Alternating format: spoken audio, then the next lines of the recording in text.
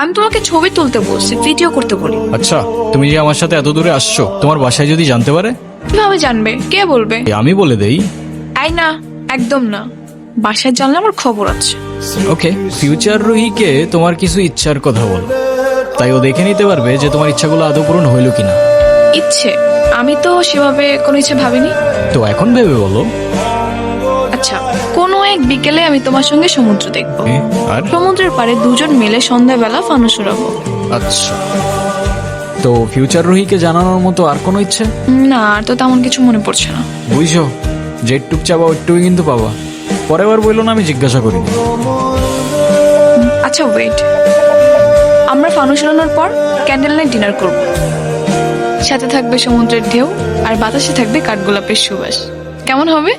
নিজের দোষে নিজেই ফাঁসলাম মনে হচ্ছে। আচ্ছা, তো ফিউচার রুহি শুনতে পাচ্ছ? তোমার ইচ্ছাগুলো পূরণ হইলো কিনা আমাদের জানিও কিন্তু।